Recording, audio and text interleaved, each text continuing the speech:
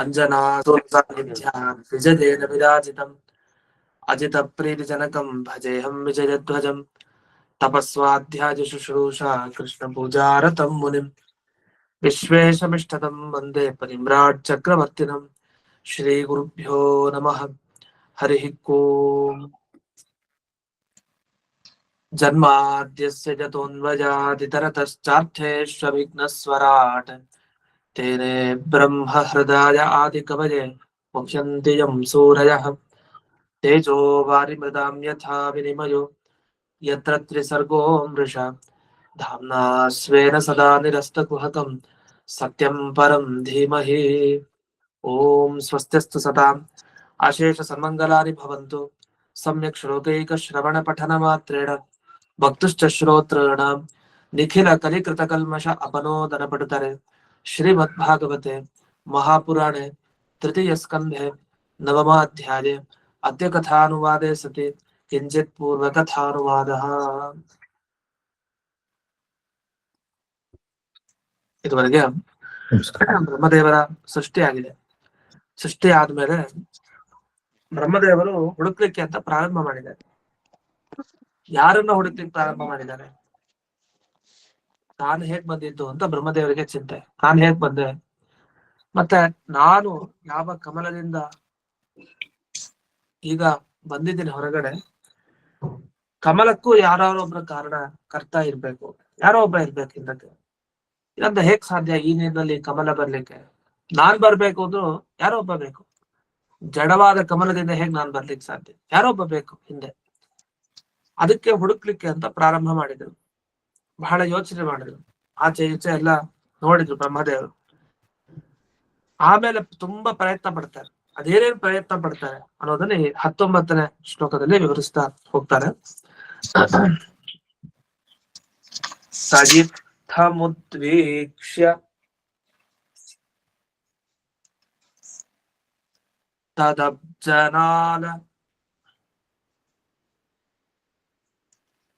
ನಾಲೇಭಿರಂತರ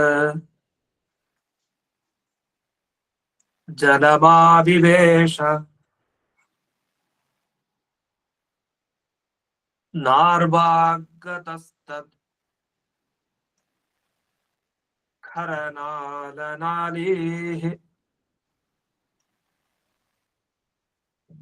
ಸ್ತವೈ ವಿಚಿನ್ವನ್ ತದವಿಂದತಾಜಃ.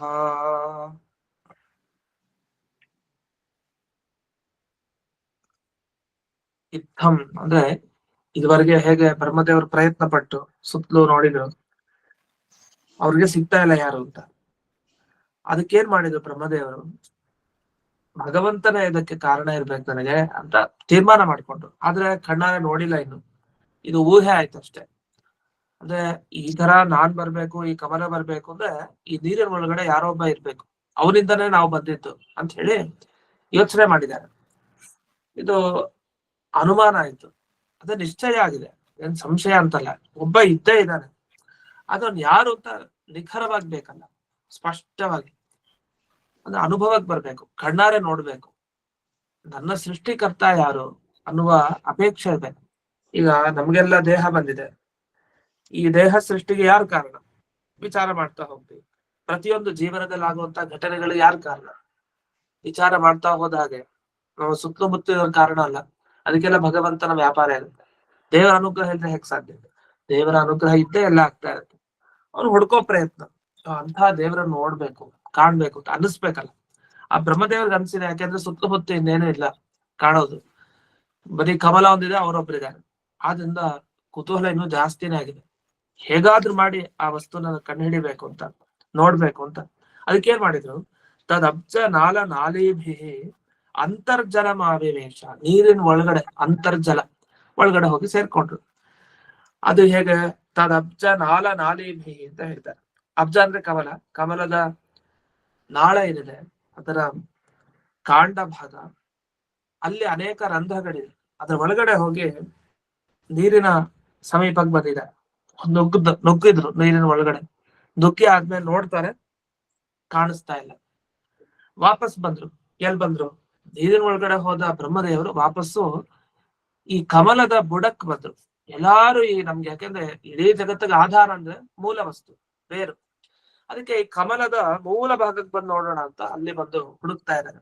ಅದೆಲ್ಲ ಗಟ್ಟಿ ಭಾಗ, ತತ್ ಖರ ನಾಲಿ ಅಂತ ಹೇಳ್ತಾರೆ.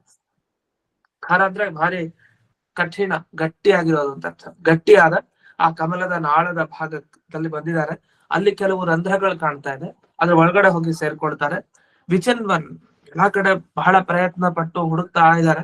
ಆದ್ರೂ ಕೊನೆಗೂ ಆ ದೇವರು ಅವರಿಗೆ ಕಣ್ಣಿಗೆ ಗೋಚರ ಆಗ್ಲಿಲ್ಲ ಅಂತ ಹೇಳ್ತಾರೆ.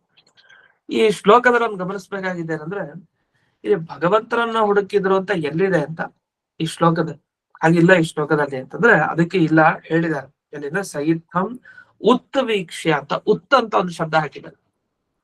ಈ ಉತ್ ಅಂದ್ರೆ ಏನರ್ಥ? ಈ ವಸ್ತುತಃ ಉತ್ ಅನ್ನೋ ಶಬ್ದ ಏನಿದೆ, ಇದನ್ನ 4ನೇ ಅಧ್ಯಾಯ ಬ್ರಹ್ಮಸೂತ್ರದಲ್ಲಿ ಅದೊಂದು ಸುಧಾ ಭಾಗದಲ್ಲಿ ಒಂದು ಶಬ್ದ ಹಾಕ್ತಾರೆ, ಉತ್ ಅಂತ. ತಸ್ಯ ಉದಿತಿ ನಾಮ ಅಂತ ಹೇಳಿ ಅಲ್ಲಿ ಬರುತ್ತೆ. 4ನೇ ಅಧ್ಯಾಯದಲ್ಲಿ ಫಲಾಧ್ಯಾಯ ಅಂತ ಕರೀತಾರೆ. ಅಂದ್ರೆ ಬರ್ತಾ ನ್ಯಾಯ ಸುಧಾದಲ್ಲಿ ಬರುತ್ತೆ, ವಿವರಣೆ ಎಲ್ಲ ಕೊಟ್ಟಿದ್ದಾರೆ. ಆ ಭಾಗ ನಮ್ಗೆ ಇಲ್ಲಿ ನೆನಪಾಗ್ಲಿಲ್ಲ. ಅಥವಾ ಈ ಭಾಗನ ಅಲ್ಲಿ ನೆನಪಿಸ್ಕೊಂಡ್ರೆ ಎರಡಲ್ಲೊಂದು. ಉತ್ ಅಂದ್ರೆ ಏನರ್ಥ ಅಂದ್ರೆ, ಬ್ರಹ್ಮನಿಗೆ ಉತ್ ಅಂತ ಕರೀತಾರೆ. ಯಾಕೆಂದ್ರೆ ಎಲ್ಲಾ ಪಾಪಗಳಿಂದ ಹೊರಗೆ ಬಂದವನು, ಅಂದ್ರೆ ಯಾವುದೇ ದೋಷ ಇಲ್ಲ ಅಂತ ಅರ್ಥ ಅವನಲ್ಲಿ. ಅಂತ ಎಲ್ಲಾ ದೋಷಗಳಿಂದ ರಹಿತನಾದ ವ್ಯಕ್ತಿಗೆ ಉದ್ಗತ ಅಂದ್ರೆ ಮೇಲಕ್ಕೆ ಬಂದಿರೋನು. ಈಗ ಇದನ್ನೆಲ್ಲ ಕಷ್ಟಗಳನ್ನ ಮೀರಿಸಿಕೊಂಡು ಮೇಲಕ್ಕೆ ಬಂದ ಅಂದ್ರೆ ಉದ್ಗತ, ಬೀಳ್ಲಿಲ್ಲ ಅದರಿಂದ ಮೇಲೆ ಎದ್ದು ಬಂದ ಅಂತ. ಆತರ ಈ ಎಲ್ಲ ಪಾಪಗಳಿಂದ ಅಥವಾ ಎಲ್ಲ ದೋಷಗಳಿಂದ ಮೇಲಕ್ಕೆ ಎದ್ದು ಬಂದ, ಉದ್ಗತ, ಮೇಲಕ್ಕೆ ಬರೋದು. ಅದನ್ನ ಉತ್ ಅಂತ ಅವನು ಕೊನೆಗೆ ಹೆಸರನ್ನ ಪಡಿತಾನೆ. ಅದೇ ಇಲ್ಲಿ ವಿಜಯಧ್ವಜ ತೀರ್ಥರು ಅದನ್ನೇ ಉಲ್ಲೇಖ ಮಾಡಿದ್ದಾರೆ. ಉತ್ ಅಂದ್ರೆ ಬ್ರಹ್ಮ. ಯಾಕೆಂದ್ರೆ ತಸ್ಯ ಉದಿತಿ ನಾಮ ಇದು ಶ್ರುತೆ, ಯಾಕೆ ವೇದ ಹೇಳಿದೆ. ಸುಮ್ನೆ ಹೇಳ್ತಾ ಇಲ್ಲ ಉತ್ ಅನ್ನೋ ಶಬ್ದಕ್ಕೆ ಬ್ರಹ್ಮ ಅಂತ ಅರ್ಥವನ್ನ, ಹೊರತು ವೇದವಾಕ್ಯ ಇದೆ ಅಂತ. ಇದ್ರ ಬಗ್ಗೆ ವಿಶೇಷ ವಿವರಣೆ ನಮ್ಗೆ ನ್ಯಾಯಸುಧಾ ಪಾಠದಲ್ಲಿ ಮುಂದೆ ಬರುತ್ತೆ, ಅಲ್ಲೇ ನೋಡೋಣ. ಅಂತೂ ಈ ಪರಮಾತ್ಮನನ್ನ ಹುಡುಕ್ಲಿಕ್ಕೆ ಬ್ರಹ್ಮದೇವರ ಪ್ರಯತ್ನ ಇತ್ತು ಅನ್ನೋದು ಈ ಉತ್ ಅನ್ನೋ ಶಬ್ದದಿಂದ ನಮಗೆ ತಿಳಿತಾ ಇದೆ.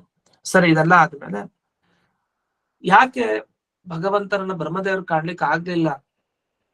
ತುಂಬಾ ಶಕ್ತಿ ಬ್ರಹ್ಮದೇವರಿಗೆ. ಅಷ್ಟು ಶಕ್ತಿ ಇರುವಂತಹ ಬ್ರಹ್ಮದೇವರಿಗೂ ತಮ್ಮ ಸೃಷ್ಟಿಕರ್ತ, ಆ ಕಮಲದ ಸೃಷ್ಟಿಕರ್ತ ಯಾರು ಅಂತ ತಿಳ್ಕೊಳ್ಲಿಕ್ಕೆ ಆಗ್ಲಿಲ್ವಾ?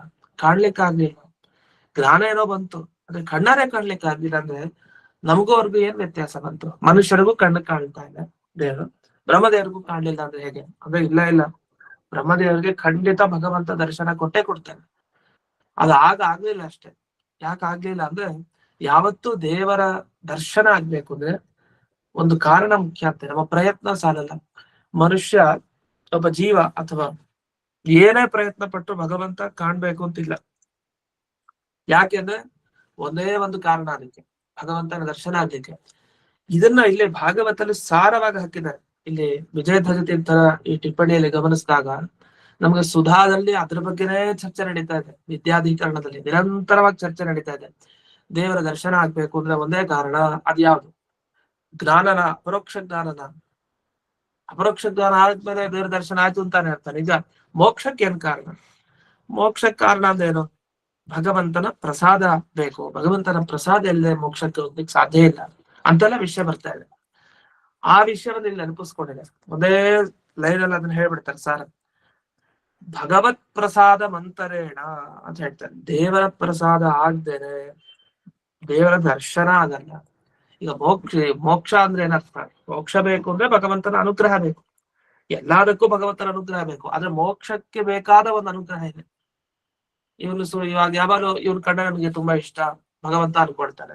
ಸರಿ, ಅದನ್ನೇನಾಯ್ತು? ಇಷ್ಟ ಅಂದ್ರೆ ಮೋಕ್ಷಕ್ಕೇನು ಹೋಗಲ್ಲ ಅವನು, ಆ ವ್ಯಕ್ತಿ ಇಷ್ಟ ಅಷ್ಟೇ. ಮತ್ತೆ ಇವನು ಕೃಪಾಪೂರ್ಣ ದೃಷ್ಟಿಯನ್ನ ಭಗವಂತ ಬೀರ್ತಾನೆ, ಒಳ್ಳೇದಾಗ್ಲಿ ಇವನಿಗೆ ಅಷ್ಟೇ. ಮೋಕ್ಷ ಸಿಗ್ಲಿ ಅಂತ ಬಯಸ್ಬೇಕು, ಆ ಇಚ್ಛೆ ಬರ್ಬೇಕು. ವಿಶೇಷವಾಗಿ ಅನ್ಕೊಡೋದೊಬ್ಬ ವ್ಯಕ್ತಿ ಬೇಕಾದಷ್ಟು ಅನ್ಕೊಡ್ತಾನೆ. ನಾವ್ ಹೋಗಿ ದೇವ್ರ ಮುಂದೆ ನಿಲ್ತೀವಿ, ಇದ್ ಬೇಕು ಅದ್ ಬೇಕು ಅಂತ ಪ್ರಾರ್ಥನೆ ಮಾಡ್ತಾ ಇರ್ತೀವಿ. ಅವನು ಇವನು ಒಳ್ಳೇದಾಗ್ಲಿ, ಅದಾಗ್ಲಿ, ಇದಾಗ್ಲಿ, ಅದ ನಾವ್ ಏನ್ ಬೇಡದ್ರು ಅದನ್ನೇ ಅವನು ಇಚ್ಛೆ ಪಡ್ಬೇಕು. ಹೌದು ಇವ್ನ್ಗೆ ಇದೇ ಸಿಗ್ಲಿ ಅಂತಂದ್ರೆ ಸಿಗತ್ತೆ, ಇಲ್ಲ ಅಂದ್ರೆ ಸಾಮಾನ್ಯವಾಗಿ ಸಿಗತ್ತೆ, ಸಿಗಲ್ಲ ಅಂತಿಲ್ಲ.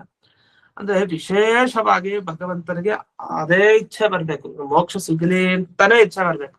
ಹಾಗೆ ಬ್ರಹ್ಮದೇವರಿಗೆ ನನ್ ದರ್ಶನ ಆಗ್ಲಿ ಅಂತ ಅವನ್ ಮನಸ್ಸು ಮಾಡಿದ್ರೆ ದರ್ಶನ, ಇಲ್ಲ ಅಂದ್ರೆ ಇಲ್ಲ.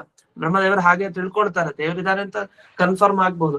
ಆದ್ರೆ ಕಣ್ಣಿನಿಂದ ನೇರವಾಗಿ ಭಗವಂತನ ಅನುಭವವನ್ನು ಪಡ್ಲಿಕ್ಕೆ ಸಾಧ್ಯ ಇಲ್ಲ. ಅಂದ್ರೆ ಭಗವತ್ ಪ್ರಸಾದ ಬೇಕು ಅವ್ರಿಗೂ. ಯಾಕಂದ್ರೆ ಮೋಕ್ಷ ಅಂದ್ರೆ ಅದೇ ಅರ್ಥ. ಏನು? ಸ್ಥಾನ ವಿಶೇಷ ರೂಪ ವಿಶೇಷ ಅವಾಪ್ತಿ ಅಂತ ಹೇಳ್ತಾರೆ. ಇದು ನ್ಯಾಯಸುಧಾದಲ್ಲಿ ಹೇಳ್ತಾರೆ, ಜಿಜ್ಞಾಸಾಧಿಕರಣದಲ್ಲಿ ಮೊದಲನೇ ಶ್ಲೋಕ. ನಾವು ದಿನ ಏನ್ ಮಂಗಳ ಹೇಳ್ತಾ ಇರ್ತೀವಲ್ಲ, ನಾರಾಯಣಂ ನಿಖಿಲ ಪೂರ್ಣ ಗುಣೈಕ ದೇಹಂ, ಅಲ್ಲಿ ಪರಮಾತ್ಮನನ್ನ ಹೊಂದೋದಂದ್ರೆ ಏನರ್ಥ, ಮೋಕ್ಷ ಪಡೆಯೋದಂದ್ರೆ ಏನು ಅಂತ ಪ್ರಶ್ನೆ. ಯಾಕೆಂದ್ರೆ ಒಂದ್ ಪ್ರಶ್ನೆ ಮಾಡ್ಕೊಂತಾರೆ ಅಲ್ಲಿ ಜಯತೀರ್ಥರು. ಅಲ್ಲಿ ಆಪ್ಯ ತಮ ಅಂತ ಹಾಕಿದ್ದಾರೆ ನ್ಯಾಯಸುಧಾದಲ್ಲಿ. ಅಲ್ಲಿ ವಿವರಣೆ ಮಾಡ್ತಾ ಅದಕ್ಕೆ ತಮಪ್ ಅಂದ್ರೆ ಏನರ್ಥ ಅಂತ ವಿವರಣೆ ಮಾಡಿದ್ದಾರೆ. ಅದಕ್ಕೆ ಇಷ್ಟೇ ಅರ್ಥ, ಸಾರವಾಗಿ ತಿಳಿಯೋಣ. ಆಪ್ಯತಮ ಅಂದ್ರೆ ಚೆನ್ನಾಗಿ ಹೊಂದೋದು ಅಂತ ಅರ್ಥ ದೇವರನ್ನ, ಅದೇ ಮೋಕ್ಷ. ಅಲ್ಲ ಪ್ರಶ್ನೆ ಮಾಡ್ಕೊಳ್ತಾರಲ್ಲ ಸುಧಾದಲ್ಲಿ, ಅಲ್ಲ ದೇವರನ್ನ ಹೊಂದೋದಂದ್ರೆ ಇವಾಗ್ಲೂ ದೇವ್ರ ಜೊತೆಗೆ ಇದೀವಿ ನಾವು, ಅದನ್ನೇನು ಹೊಸದು? ದೇವರನ್ನ ನಾವು ಪಡೆದಿಲ್ಲ ಅಂತ ಯಾರು ಹೇಳಿಕ್ ಸಾಧ್ಯ? ಎಲ್ಲಾ ದೈತ್ಯರ ಜೊತೆಗೂ ಇದ್ದಾನೆ ದೇವರು, ನಮ್ಮ ಜೊತೆಗೂ ಇರ್ತಾನೆ, ಸಜ್ಜನರ ಜೊತೆಗೂ ಇರ್ತಾನೆ. ಹಾಗಾದ್ರೆ ಎಲ್ಲಾ ಜೊತೆಗೆ ದೇವರು ಇದ್ಮೇಲೆ ದೇವರನ್ನ ಪಡೆಯೋದು ಅನ್ನೋದೇನ್ ವಿಶಿಷ್ಟ? ಯಾವಾಗ ಇದ್ದೇ ಇರ್ತಾನಲ್ವ ದೇವ್ರು ನಮ್ಮ ಜೊತೆಗೆ ಅಂದ್ರೆ. ಅದಕ್ಕೆ ಹೇಳ್ತಾರೆ ಹಾಗಲ್ಲ, ದೇವರ ಅಂತರ್ಯಾಮಿ ಎಲ್ಲಾ ವಸ್ತುವಿನ ಒಳಗಡೆ ಇದಾನಿಲ್ಲ ಅಂತಿಲ್ಲ, ಒಂದಂತ ವಸ್ತುಲ್ಲೂ ಇರ್ತಾನೆ, ಎಲ್ಲಾ ಕಡೆನೂ ಇದ್ದಾನೆ.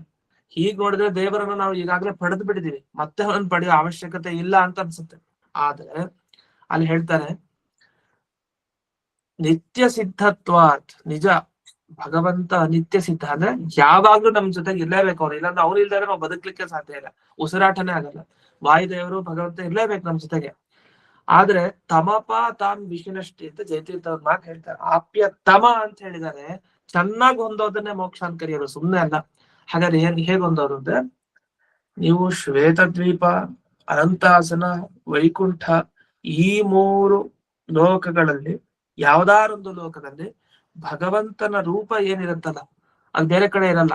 ಅಂಥ ಭಗವಂತನ ರೂಪವನ್ನ ಪಡೆದ್ರೆ ಆ ಲೋಕಕ್ಕೆ ಹೋಗಿ ಆಗ ನೀವು ಮೋಕ್ಷ ಪಡ್ತಿದ್ರಿ ಅಂತ. ದೇವರನ್ನ ಹೊಂದೋದ್ ಮೋಕ್ಷ ಅಲ್ಲ. ಈಗ ಹೇಗೆ ಹೇಳ್ತೀವಿ, ಬಿಂಬರೂಪಿ ಪರಮಾತ್ಮನ ಪ್ರಸಾದ ಬೇಕು ಅಂತ ಹೇಳ್ತೀವಲ್ಲ, ಬಿಂಬರೂಪಿ ಪರಮಾತ್ಮನ ಅನುಗ್ರಹ ಇಲ್ಲದೆ ಮೋಕ್ಷಕ್ಕೆ ಹೋಗಲ್ಲ. ಬೇಕಾದಷ್ಟು ಭಗವಂತನ ರೂಪದ ಜ್ಞಾನ ಇರ್ಬೋದು, ಅವನ ಪ್ರಸಾದ ಆಗ್ಬೋದು, ಆದ್ರೆ ಬಿಂಬಮೂರ್ತಿ ಅನುಗ್ರಹ ಆಗದೆ ಮೋಕ್ಷಕ್ಕೆ ಹೋಗಲ್ಲ. ಅದೇ ತರ ಭಗವಂತನ ಹೊಂದುವಿಕೆ ಅಂದ್ರೆ ಏನರ್ಥ, ವಿಶೇಷವಾದ ಸ್ಥಾನದಲ್ಲಿ ಹೋಗಿ ವಿಶೇಷವಾದ ಭಗವಂತನ ರೂಪವನ್ನು ಪಡೆಯೋದೆ ಅಂತ. ಇದನ್ನ ನಮ್ಮ ಗುರುಗಳು ಹೇಳ್ತಾ ಇದ್ರು. ಅಂದ್ರೆ ಪೇಜಾವರ ಸ್ವಾಮಿಗಳು ದೊಡ್ಡ ವಿಶೇಷ ತೀರ್ಥರು, ಸ್ಥಾನ ವಿಶೇಷ ರೂಪ ವಿಶೇಷ ಪ್ರಾಪ್ತಿ ಅಂತ ಅದಕ್ಕೆ ಬಿಡಿಸ್ಕೊಳ್ಬೇಕಂತ.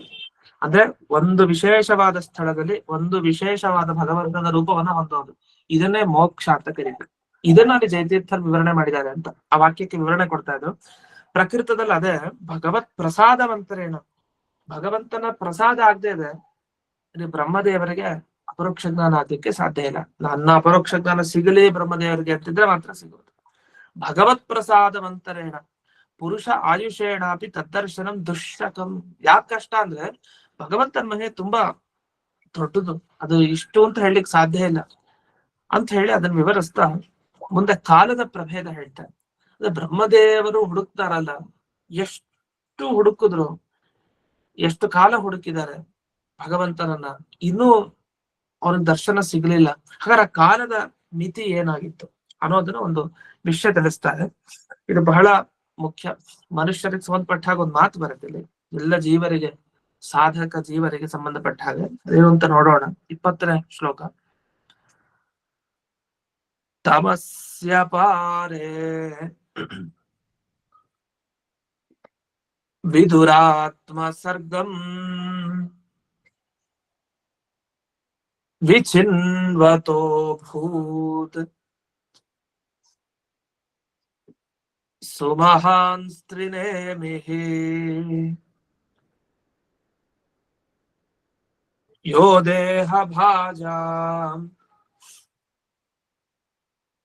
ಭಯಮೀರಯಾಣಃ ಪರಿಕ್ಷಿಣೋತಿ ಆಯುರಜಸ್ಯ ಹೇತಿಃ.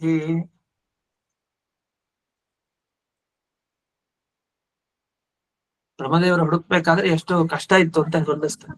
ದೇವರನ್ನ ಗುರುಗಳೇ, ಇಲ್ಲಿ ಮೊದಲನೇ ಇದರಲ್ಲಿ ತಮಸ್ಯ ಪರೇ ಅಂತಿದೆ. ಅಲ್ಲ, ತಮಸಿ ಅಪಾರೆ ಅಂತ, ತಮಸ್ಯ ಪಾರೆ. ತಮಸ್ಯ ಪರೇ ಅಲ್ಲ, ಹಂಗೆ. ತಮಸಿ ಅಪಾರೆ ಅಂತ, ಅಪಾರ ಅಂತ ಹೇಳ್ತೀವಲ್ಲ, ಅಪಾರವಾಗಿ. ಹೌದು. ಅಪಾರೆ ಅಂತ ಬರಲ್ಲ, ಅಪಾರೆ ಅಂತ ತಾನು ಬಂದಿದೆ ಇಲ್ಲಿ ಬುಕ್ಕಲ್ಲಿ. ಇಲ್ಲ ಇಲ್ಲ, ಅಪಾರೆ ಅಂತ ಮಾಡ್ಕೊಳ್ಳಿ. ಓಕೆ, ಥ್ಯಾಂಕ್ ಯು, ಧನ್ಯವಾದಗಳು. ತಮಸಿ ಅಪಾರೆ. ಹಾಗಾದ್ರೆ ಬ್ರಹ್ಮದೇವರು ಹುಡುಕಿದ ಸಂದರ್ಭದಲ್ಲಿ ಹೇಗಿತ್ತು ವಾತಾವರಣ ಅಂತ ಹೇಳ್ತಾರೆ. ನಾವೇನಾದ್ರು ನಾವು ಕಳ್ಕೊಂಡಿದ್ರೆ ವಸ್ತು ಮನೆಯಲ್ಲಿ ಹುಡುಕ್ಲಿಕ್ಕೆ ಹೋದಾಗ ಏನ್ ಮಾಡ್ತೀವಿ? ತಕ್ಷಣ ಲೈಟ್ ಹಾಕೊಡ್ತೀವಿ, ನೋಡ್ತೀವಿ, ಹುಡುಕ್ತಿವಿ, ಸಿಗತ್ತೆ, ಸಿಗದೇನೋ ಇರ್ಬೋದು. ಬ್ರಹ್ಮದೇವರು ಹುಡುಕ್ಬೇಕಾದ್ರೆ ಯಾರನ್ನು ಹುಡುಕ್ತಾ ಇದ್ದಾರೆ? ದೇವರನ್ನು ಹುಡುಕ್ತಾ ಇದ್ದಾರೆ. ಯಾವ ಬೆಳಕಿಗೆ ಸಿಗ್ತದೆ? ಯಾವ್ದಕ್ಕೂ ಸಿಗಲ್ಲ. ಅಷ್ಟೇ ಅಲ್ದೇನೆ ಆಗ ಹೇಗಿತ್ತು ವಾತಾವರಣ? ಅಪಾರೆ ತಮಸಿ, ಮಿತಿನೇ ಇಲ್ಲ, ಅಷ್ಟು ದೂರಕ್ಕೆ ಕತ್ತಲು ಹರಡ್ಕೊಂಡಿದೆ. ಆ ಕತ್ತಲು ಏನಂದ್ರೆ, ನಾವು ಈಗ ಸಂಸಾರದಿಂದ ಮೋಕ್ಷಕ್ಕೆ ಹೋಗ್ಲಿಕ್ಕೆ ಸಾಧ್ಯ ಇಲ್ವಲ್ಲ, ಯಾವ ಕಾರಣದಿಂದ? ಆ ವಿದ್ಯೆಯಿಂದ, ಅಜ್ಞಾನ, ಕತ್ತಲೆ ಅಂತೀವಲ್ಲ, ಅದೇ ಅದೇ ಅವಾಗಿತ್ತು, ಪೂರ್ತಿ ಆವರಿಸ್ಕೊಂಡ್ಬಿಟ್ಟಿದೆ. ಅಂತ ಅಪಾರವಾದ, ಅಂದ್ರೆ ಮಿತಿನೇ ಇಲ್ಲ, ಇಷ್ಟು ಅಂತ ಹೇಳಿಕ್ಕೆ ಸಾಧ್ಯ ಇಲ್ಲದಂತಹ ಕತ್ತಲೆ ಎಲ್ಲಾ ಕಡೆ ಹರಡಿಕೊಂಡಿದೆ. ಅಲ್ಲಿ ಬ್ರಹ್ಮದೇವರ ಹುಡುಕಾಟ. ಯಾರನ್ನು ಹುಡುಕ್ತಾ ಇದ್ದಾರೆ? ಆತ್ಮಸರ್ಗ, ತನ್ನ ಸೃಷ್ಟಿಗೆ ಯಾರು ಕಾರಣ? ದೇವರು ಅಂತ ಅರ್ಥ. ಆ ದೇವರನ್ನ ಹುಡುಕ್ತಾ ಇದ್ದಾರೆ. ವಸ್ತುತಃ ಎಷ್ಟು ಕಾಲ ಕಳೆದು ಹೋಯ್ತು ಅಂತ ಬ್ರಹ್ಮದೇವರು ಹುಡುಕ್ತಾ ಹುಡುಕ್ತಾ, ಮನುಷ್ಯನ ಎಷ್ಟು ವರ್ಷ ಕಳೀತು ಅಂದ್ರೆ 1 ವರ್ಷ ಕಳೀತಂತೆ. 1 ವರ್ಷ ಮನುಷ್ಯನದು. ಮನುಷ್ಯನ 1 ವರ್ಷ ಅಂದ್ರೆ ಏನರ್ಥ? ಅದು ಒಂದಷ್ಟೇ ಅಲ್ಲ, 1 ವರ್ಷದ ಪರಿಚಯ ಕೊಟ್ಟು ಆಮೇಲೆ ಮುಂದೆ ಬಿಡಿಸ್ತಾರೆ. ಅದೇನು ಅಂತ ಮುಂದೆ ನೋಡೋಣ. ಏನ್ ಪರಿಚಯ ಅಂದ್ರೆ, ಈಗ ಮನುಷ್ಯ ತಾನು ಆಯುಷ್ಯವನ್ನ ಕಳ್ಕೊಳ್ಳುತ್ತಾ ಹೋಗ್ತಾನೆ. ಅವೆಲ್ಲ ಪ್ರತಿ ವರ್ಷ ಬಂದಾಗ ಹುಟ್ಟುಹಬ್ಬ ಬರುತ್ತೆ ಅಂತ ಬಂದಾಗ ಸಂತೋಷ ಪಡೋದು ನಿಜ. ಆದ್ರೆ ಕೆಲವೇನು ಯೋಚನೆ ಮಾಡ್ತಾರೆ, 1 ವರ್ಷ ಕಳೆದೋಯ್ತಲ್ಲ ಜೀವನದಲ್ಲಿ, ಹೀಗೆ ಕಳೀತಾ ಇದೆ, ಇನ್ನು ಸಾಧನೆ ಮಾಡ್ಲಿಲ್ವಲ್ಲ ಅಂದ್ರೆ ಕ್ಷೀಣಿಸ್ತಾ ಹೋಗುತ್ತೆ ವರ್ಷಗಳು, ಕಾಲ ಸಮಯ ಹೋಗ್ತಾ ಇದೆ. ಅದೇ ತರ ಇಲ್ಲಿ 1 ವರ್ಷ ಕಳೀಬೇಕು ಅಂತಂದ್ರೆ ಎಷ್ಟು ತಿಂಗಳಾಗಬೇಕು? ನಮಗ್ ಗೊತ್ತಿದೆ, ಅದ್ರಲ್ಲೇನಿದೆ, 12 ತಿಂಗಳು ಕಳೆದ್ರೆ 1 ವರ್ಷ ಆಯ್ತು ಅಂತ ಅರ್ಥ. ಇವ್ರೇನ್ ಹೇಳ್ತಾರೆ ಇಲ್ಲಿ ಅಂದ್ರೆ, ಮಹಾನ್ ತ್ರಿನೇಮಿಹಿ ಅಜಸ್ಯ ಹೇತಿ, ಭಗವಂತನ ಕಾಲಚಕ್ರ ಇದೆ, ಸುದರ್ಶನ ಚಕ್ರ, ಅದು ತಿರುಗ್ತಾ ಇದೆ, ಅಂದ್ರೆ ಕಳೀತು ಅಂತ ಅರ್ಥ. ಎಷ್ಟು ಕಳೀತು ಅದ್ರ ಮುಂದೆ ವಿವರಣೆ ಮಾಡ್ತಾರೆ. ಅದೇ ಕಳಿಬೇಕಾದ್ರೆ ಇವ್ರು ಏನ್ ಹೇಳ್ತಾರೆ, ಆ ಚಕ್ರದಲ್ಲಿ ತ್ರಿನೇಮಿಹಿ, 3 ನೇಮಿ ಇತ್ತು ಅಂತ. ಈ ನೈಮಿಷಾರಣ್ಯ ಅಂತ ಹೆಸರು ಹೇಳ್ತಾರಲ್ಲ, ನಿಮಿ ಅಂತ, ಅಲ್ಲಿ ಅನೇಕ ಕಾರಣ ಕೊಡ್ತಾರೆ. ಒಂದು ಕಾರಣ ಹಿಂದೆ ಬಂತು ಭಾಗವತ ಪಾಠದಲ್ಲಿ. ಇನ್ನೊಂದು, ಈ ಚಕ್ರಕ್ಕೆ ಯಾವುದೇ ಒಂದು ಚಕ್ರ ತಗೊಂಡಾಗ ಅದರಲ್ಲಿ ಪ್ರಕೃತದಲ್ಲಿ, ಈ ಚಕ್ರದಲ್ಲಿ 3 ಅರಗಿದೆ. ಆ ಚಕ್ರದಲ್ಲಿ 1 ವರ್ಷ ಅಂತಂದ್ರೆ ಎಷ್ಟು ಅರಗಿರುತ್ತೆ ಅಂದ್ರೆ, 1 ಅರಗಾಲು ಅಂತಂದ್ರೆ, ಇಲ್ಲೇ ವಿವರಣೆ ಕೊಟ್ಟಿದ್ದಾರೆ, PDF ನಲ್ಲಿ ನೋಡ್ಬಹುದು. 1 ಅರಗಾಲು ಅಂತಂದ್ರೆ 4 ತಿಂಗಳುಗಳು. 4 ತಿಂಗಳುಗಳಿಗೆ 1 ಅರಗಾಲು ಅಂತ ಕರೀತಾರೆ. 3 ಅಂತಂದ್ರೆ ಏನಾಯ್ತು? 4 4 4 ಅಂತ 12 ಅಂತ ಅರ್ಥ. ಹಾಗಾದ್ರೆ ತ್ರಿನೇಮಿ ಅಂದ್ರೆ 3 ಈ ಅರಗಾಲು ಕಳೀತು ಅಂತ ಆದ್ರೆ ಆಗ 1 ವರ್ಷ ಆಯ್ತು ಅಂತ ಅರ್ಥ. ಹಾಗಾದ್ರೆ ಈ ಮನುಷ್ಯಮಾನದ ಲೆಕ್ಕದ ಪ್ರಕಾರ ಇವರು ಯಾರು? ಬ್ರಹ್ಮದೇವರು ತಾವು ಹುಡುಕ್ತಾ ಹೋದ್ರು. ಹಾಗಾದ್ರೆ 100 ವರ್ಷ ಕಳೀತಂತೆ, 100 ವರ್ಷ ಕಳೆದಿದೆ ಅಂತ ತಾತ್ಪರ್ಯ ಅಂತ. ಅದು ಹೇಗೆ ಅಂದ್ರೆ, ಮನುಷ್ಯರ ಕಾಲಮಾನಕ್ಕೂ ದೇವತೆಗಳ ಕಾಲಮಾನಕ್ಕೂ ತುಂಬಾ ವ್ಯತ್ಯಾಸ ಇದೆ. ಆ ವ್ಯತ್ಯಾಸದ ಪ್ರಕಾರ ಇಲ್ಲಿ 1 ವರ್ಷ ಕಳೆದ್ರು ಅಂತ ಅರ್ಥ ಏನು? 100 ವರ್ಷ ಮನುಷ್ಯಮಾನದ ಪ್ರಕಾರ ಕಳೆದಿದ್ದಾರೆ. ಅದು ಅಷ್ಟು ಹುಡುಕಿದಾರಂತೆ ಬ್ರಹ್ಮದೇವರು ನಿರಂತರವಾಗಿ. ಅಲ್ಲಿ ಅಷ್ಟಾದ್ರೂ ದೇವರು ಕಾಣ್ಲಿಲ್ಲ. ಅದನ್ನ ಮುಂದುವರ್ಣಿಸ್ತಾರೆ. ಇಷ್ಟೆಲ್ಲ ಪ್ರಯತ್ನ ಪಟ್ಟು ಬ್ರಹ್ಮದೇವರಿಗೆ ದರ್ಶನ ಆಗ್ಲಿಲ್ಲ ಅಂತ. ಅದನ್ನ ಇಲ್ಲಿ ಮನುಷ್ಯರಿಗೆ ದೇಹಭಾಜಾಂ ಭಯಂ, ಈ ದೇಹ ಧರಿಸಿರುವಂತಹ ಪ್ರತಿಯೊಬ್ಬ ಮನುಷ್ಯನಿಗೆ ಭಯ ಆಗುತ್ತಂತೆ. ಯಾವುದರಿಂದ? ಆ ಕಾಲಚಕ್ರದಿಂದ. ಆಯುಷ್ಯವನ್ನ ಕಳೆಯುವಂತಹ ಕಾಲಚಕ್ರ, ಆ ಕಾಲಚಕ್ರ ತಿರುಗ್ತಾ ಹೋಯ್ತು. ಅದನ್ನ ಅಷ್ಟೊತ್ತು ಬ್ರಹ್ಮದೇವರು ಹುಡುಕಿದ್ದಾರೆ. ಅಷ್ಟೊತ್ತು ಅನ್ನೋದನ್ನ ಹೇಳಲಿಕ್ಕೆ ಇವ್ರು ಇಷ್ಟೊಂದು ವರ್ಣನೆ ಮಾಡಿದ್ದಾರೆ. ಕಾಲ ಅಂದ್ರೇನು, ಕಾಲಚಕ್ರ ಅಂದ್ರೇನು, ಆ ಚಕ್ರದಲ್ಲಿ ಏನೇನಿರುತ್ತೆ. ವಸ್ತುತಃ ಇಲ್ಲಿ ಕಾಲಚಕ್ರ ಅಂತ ಒಂದು ಹಾಗೆ ಚಕ್ರ ಇಲ್ಲ. ಈಗ ಸುದರ್ಶನ ಚಕ್ರ ಭಗವಂತ ಕೈಯಲ್ಲಿ ಹಿಡ್ಕೊಂಡಿದ್ದಾನೆ, ಹಾಗೆ ಕಾಲಚಕ್ರ ಅಂತ ಒಂದು ಚಕ್ರವನ್ನು ಕೈಯಲ್ಲಿ ಹಿಡ್ಕೊಂಡಿಲ್ಲ ದೇವರು. ಹಾಗೆ ಅಲ್ಲಿ ಆ ಚಕ್ರದಲ್ಲಿ ಹೇಗೆ 3 ಕಾಣುತ್ತೋ, ಈ ಅರಗಾಲು ಅಂತ ಹೇಳ್ತೀವಲ್ಲ ಅದನ್ನ, ಅಥವಾ ಅರಗು ಅಂತ ಏನ್ ಕರಿತೀವಿ ಅದನ್ನ, ಹಾಗೆ ಅಲ್ಲಿ 3 ಆ ಚಕ್ರನೇ ಇಲ್ಲ ಅಂದ್ಮೇಲೆ ಆ ಚಕ್ರದಲ್ಲಿ 3 ಹೆಂಗೆ ಇರ್ಲಿಕ್ಕೆ ಸಾಧ್ಯ? ಆದ್ರೆ ಒಂದು ಇದು ಉಪಮಾನ ಕೊಡ್ತಾ ಇದ್ದಾರೆ, ಹೋಲಿಕೆ ಕೊಡ್ತಾ ಇದ್ದಾರೆ ಅಂತ ಅರ್ಥ. ಇವನ್ ಸಿಂಹ ತರ ಇದ್ದಾನೆ ಅಂದ್ರೆ ಸಿಂಹ ತರನೇ ಆ ಸಿಂಹದ ಮುಖಾನೇ ಇವನ್ಗಿದೆ ಅಂತ ಅರ್ಥ. ಗಂಭೀರವಾಗಿರ್ತಾರೆ ಅಂತ ಅರ್ಥ. ಕೆಲವು ಗುಣಗಳನ್ನ ಹೋಲಿಸ್ತಾರಲ್ಲ ಆ ತರ. ಸುದರ್ಶನ ಚಕ್ರ ಹೇಗಿದೆಯೋ ಭಗವಂತನ ಆಯುಧ, ಅದೇ ತರ ಈ ಕಾಲಚಕ್ರನೂ ಇದೆ. ಅಲ್ಲೂ 3 ಇದೆ, ಇಲ್ಲೂ 3 ಇದೆ. ಇಲ್ಲಿ 3 ಅಂದೇನು, 4 ತಿಂಗಳ 3. ಈ ರೀತಿ ಹೋಲಿಕೆಯನ್ನ ಕೊಟ್ಟು ಮನುಷ್ಯಮಾನದಿಂದ 100 ವರ್ಷ ಕಳೆದು ಹೋಯ್ತು ಅಂತ ಅಭಿಪ್ರಾಯವನ್ನ ಹೇಳ್ತಾರೆ. ಅದನ್ನ ಮನುಷ್ಯ ಶತವರ್ಷ ಪರ್ಯಂತಂ ಇತ್ಯುಕ್ತಂ ಭವತಿ ಅಂತ ಇಲ್ಲಿ ಟಿಪ್ಪಣಿನೆಲ್ಲ ಬಿಡಿಸಿದ್ದಾರೆ. ಅಂತೂ ಬ್ರಹ್ಮದೇವರು ಇಷ್ಟೊಂದು ಹುಡುಕಾಟ ಮಾಡಿದ್ದಾರೆ. ಅದಾದ್ಮೇಲೆ ಅರ್ಥ ಆಯ್ತು, ಇದು ನಾನು ಇಷ್ಟು ಪ್ರಯತ್ನ ಪಟ್ಟರು ದೇವರು ಕಣ್ಣಿಗೆ ಕಾಣಿಸ್ಲಿಲ್ಲ, ಸಿಗಲ್ಲ. ಹಾಗಾದ್ರೆ ಏನ್ ಮಾಡ್ಬೇಕು? ದೇವರೇ ಅನುಗ್ರಹಿಸ್ಬೇಕಷ್ಟೇ. ಅವನ ಅನುಗ್ರಹ ಆದ್ರೆ ಮಾತ್ರ ಸಾಧ್ಯ. ಹೇಗೆ ಅವನ ಅನುಗ್ರಹ ಪಡೆಯೋದು ಅಂತ ಯೋಚನೆ ಮಾಡಿದ್ರಂತೆ. ಆಮೇಲೆ ಸಹಜ ತಾನೆ, ಮನುಷ್ಯ ಏನ್ ಮಾಡ್ತಾನೆ, ನಾನೇ ಎಲ್ಲಾ ಮಾಡ್ಬಿಡ್ತೇನೆ ಅಂತ ಹೊರಡ್ತಾನೆ, ಪ್ರಯತ್ನ ಪಡ್ತಾನೆ.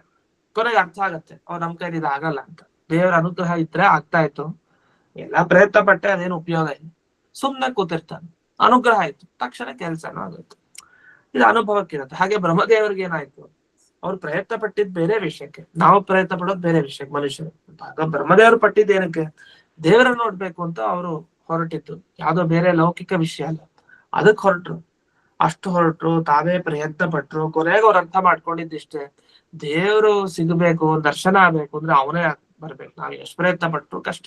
ಆದ್ರೆ ಪ್ರಯತ್ನ ಪಡೋದೇ ಬೇಡವಾ? ಇಲ್ಲ, ಪ್ರಯತ್ನ ಪಡ್ಬೇಕು. ಅದು ಏನ್ ಪ್ರಯತ್ನ ಪಡ್ಬೇಕು ಅನ್ನೋದನ್ನ ಮುಂದೆ ಹೇಳ್ತಿರು. ತತ್ಪ್ರಸಾದಶ್ಚ ತತ್ ಸಮಾಧಿ ಯೋಗೇನ. ಧ್ಯಾನ, ಸಮಾಧಿ ಯೋಗ ಬೇಕು. ನಿರಂತರವಾದ ಧ್ಯಾನ ಮಾಡ್ಬೇಕಂದ್ರೆ ತಪಸ್ ಮಾಡ್ಬೇಕು. ತಪಸ್ ಮಾಡಿದ್ರೆ ಭಗವಂತ ಒಲಿತಾನೆ. ಅದರಿಂದ ನಾನ್ ಏನ್ ಮಾಡ್ಬೇಕು ಅಂತ ಯೋಚಿಸಿ ಬ್ರಹ್ಮದೇವರು ತಾವು ತಪಸ್ಸಿಗೆ ಅಂತ ಕೂಡ್ತಾರೆ. ಆ ತಪಸ್ಸು ಕೂಡುವಂತಹ ವರ್ಣನೆಯನ್ನ ಈ ಮುಂದಿನ ಶ್ಲೋಕ 21ನೇ ಶ್ಲೋಕ ಮಾಡ್ತಾ ಇದೆ. ತಥೋ ನಿವೃತ್ಯ ಅಪ್ರತಿಲಬ್ಧ ಕಾಷ್ಠಃ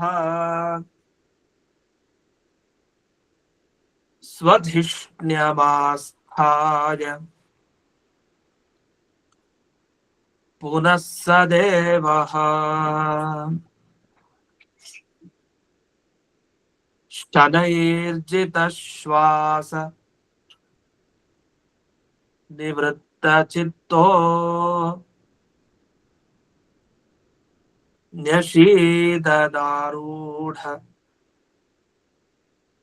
ಸಮಾಧಿಯೋಗಃ.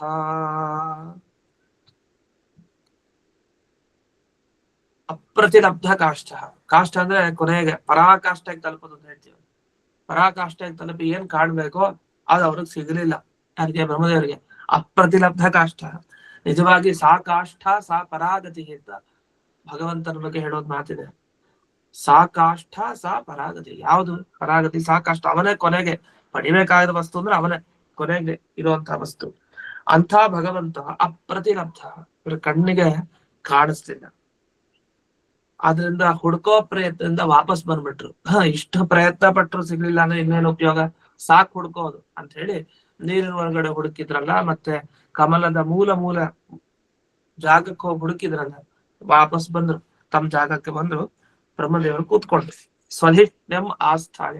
ತಮ್ಮ ಸ್ಥಾನ ಏನಿದೆ ಕಮಲ, ತಾವೆಲ್ಲಿ ಪ್ರಕಟ ಆಗಿದ್ದು ಅದೇ ಜಾಗಕ್ಕೆ ಬಂದು ತಾವು ಕೂತ್ರು. ಕೂತು ತಾವು ಏನ್ ಮಾಡಿದ್ರು, ಮುಂದೆ ತಪಸ್ಸನ್ನ ಮಾಡಿದ್ರು. ಆ ತಪಸ್ಸು ಹೇಗಿತ್ತು ಅವರದು ಅನ್ನೋದನ್ನ ಸುಂದರವಾಗಿ ಮುಂದೆ ವರ್ಣಿಸ್ತಾರೆ. ಅದೇನು ಅನ್ನೋದನ್ನ ಮತ್ತೆ ನಾಳೆ ದಿವಸ ನೋಡೋಣ ಅಂತ ಹೇಳ್ತಾ ಇಂದಿನ ಪಾಠವನ್ನ ಸ್ಮದ್ ಗುರುವಂತರ್ಗತ ವ್ಯಾಸತೀರ್ಥ ಗುರುವಂತರ್ಗತ ಭಾರತೀಯ ರಮಣ ಮುಖ್ಯ ಪ್ರಾಣಾಂತರ್ಗತ ಶಿವನ್ಮೂಲ ಗೋಪಾಲಕೃಷ್ಣನಿಗೆ ಅರ್ಪಣೆಯನ್ನು ಮಾಡ್ತಾನೆ. ಶ್ರೀ ನಮಸ್ಕಾರ.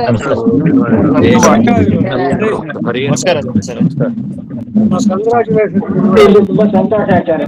ನಮಸ್ಕಾರ ಗುರುಗಳೇ. ತುಂಬಾ ಸಂತೋಷ. ನಮಸ್ಕಾರ. ಕಂಗ್ರಾಚುಲೇಷನ್ಸ್ ಗುರುಗಳೇ. ಧನ್ಯವಾದ. ನಮಸ್ಕಾರ ಆಚಾರ್ಯರೇ. ನಮಸ್ಕಾರ ಆಚಾರ್ಯ.